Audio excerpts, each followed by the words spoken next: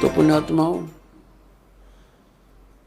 परमात्मा की कृपा से आपको ये सत्संग मिला है, तो सबसे पहले मालिक ने हमारे को शिक्षा देनी पड़ी, और इस शिक्षा के बिना हम भगवान को पहचान नहीं सके थे।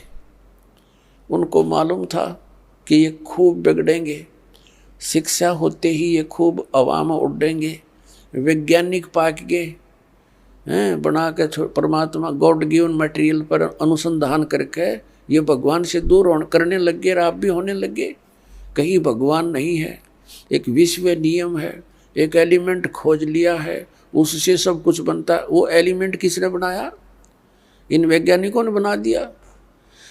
परमात्मा के मटेरियल के ऊपर बकवाद करते हैं। अगर 2 वर्ष वर्षा ना हुआ ना, ये वैज्ञानिक भी इनके सारे इंस्ट्रूमेंट अड़क पड़े पड़े जड़े, जंग लाग जाए इनके अंदर। भगवान के रहम को भुला दिया।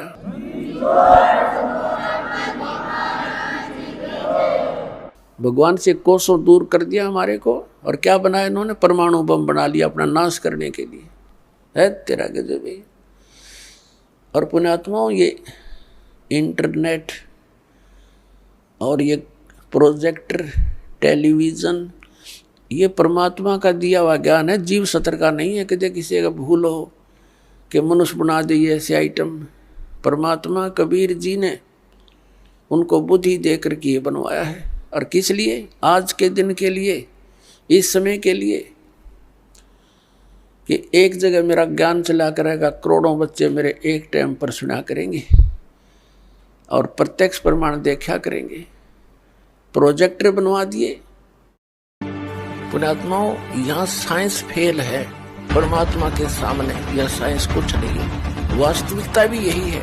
हम अध्यात्म ज्ञान से दूर होने से, सत साधना ना करने से परमात्मा से मिलने वाले लाभ से वंचित रह जाते हैं। इसलिए हम नास्तिकता की तरफ चल पड़े और साइंस को ही पूर्ण मान ली। तो परमात्मा से बड़ी साइंस नहीं है। और फिर जहाँ साइंस का काम समाप्त हो जाता है, वहाँ से भगवान का काम शुरू होता है। तो साइंस फेल है, यहाँ पर परमात्मा होता है। पुण्यात्माओं, आप मानव हो, और अब ऐसा शिक्षित मानव है, इतना माइंडेड है कि कैसे कैसे इंस्ट्रूमेंट बना लिए, ये कंप्यूटर बना लिए, आसमान में इंटरनेट सेट कर लिए, पता नहीं क्यों क्यों खड़दू उतार दिए। यानी इतना बुद्धिमान है। तो आज इस ज्ञान को पुनर्समझना होगा अपने, परमात्मा वाली विज्ञान को। विज्ञान का अर्थ होता तत्व ज्ञान, विज्ञान यानी विशेष ज्ञान। विज्ञान, ज्ञान माने ज्ञान, सिंपल ज्ञान, और विज्ञान जो विशेष ज्ञान। तो जो विज्ञान को हम विज्ञान बोलते हैं, वो विज्ञान अलग है, वो भी विज्ञान है, विशेष ज्ञान हो गया। क्योंकि पहले हमें पता नहीं था रेडियो के ऊपर बने, जहाज कैसे बने, कंप्यूटर कैसे बने। ये तो भौतिक विज्ञान हुआ। आध्यात्मिक विज्ञान, आध्यात्मिक तत्व ज्ञान, उसको भी हम बहुत आसानी से सीख सकते हैं, जान सकते हैं, यदि हमारा एक बार बुद्धि इधर डाइवर्ट हो जाए तो आप नाश हो जाएगा। सब ब्रह्मांडों को अपनी शक्ति से घुमा रखा है, अपने वचन से। सब उस परमात्मा के आदेश से नियमित चक्कर काट रहे हैं। ये पृथ्वी कितनी बड़ी है, और इसके ऊपर कितना ये समुद्र जल इसके ऊपर रखा हुआ है। अब ये वैज्ञानिक भी इस बात से अचंभित हैं कि पृथ्वी जल पर है या पृथ्वी पर जल है, ये निर्णय नहीं कर पा रहे। जीव की सोच अपने सतर की होती है, परमात्मा का जो क्रियाएं हैं वो मालिक वाली ही होती है। परमेश्वर ने ये सब को आदेश दे रखा, अपने समय पर घूम रहे हैं। कई अरबों युग हो गए इस पृथ्वी को घूमते हुए, एक सेकंड का भी अंतर नहीं करती। इसमें कोई चाबी भरनिया को नहीं, इसका कोई इलेक्ट्रिसिटी का जो ना कोई पावर देने वाला नहीं, यानी उस गुप्त पावर से, ईश्वरीय परमेश्वरीय शक्ति से ये सब ब्रह्मांड और सब जीव, सब पेड़ पौधों के बीज अपने आप क्रियाएं कर रहे हैं। तो पुण्यात्माओं, जो वर्तमान में साइंस है, ये साइंस तो बच्चों का खेल है उस परमेश्वर की साइंस के सामने। साइंस माने विज्ञान, विज्ञान माने तत्व ज्ञान। तो उस परमात्मा के वचन से सब कुछ हो जाता है। आत्माओं, एक वचन शक्ति बहुत प्रबल है, इसके आगे यहाँ की साइंस कुछ भी नहीं है। रखे सक पड़े वहां से, पर जिसके एक वचन पर सारे ब्रह्मांड चल रहे हैं, कबीर परमात्मा के, सतपुरुष के पूरे एक वचन से कि जाओ ऐसे ऐसे करो, ऐसे सब पदार्थों में गुण एक वचन से भर दिए, और वो अपनी क्रिया उस परमात्मा के वचन से कर रहे हैं। अब जैसे एक तोरी का बीज कैसा होता है, और उसको बीज देते हैं और उसमें क्या बन जाता है, फिर आगे क्या लगते हैं, क्या ये जादू नहीं? ये ब्रह्मांड ऐसे ही बना है परमात्मा ने, उसके वचन से ये सब पदार्थ कार्य कर रहे हैं, उनमें गुण भर दिए परमात्मा ने कि ऐसे से ऐसे तुम ऐसा होगा, ऐसा ही हो रहा है।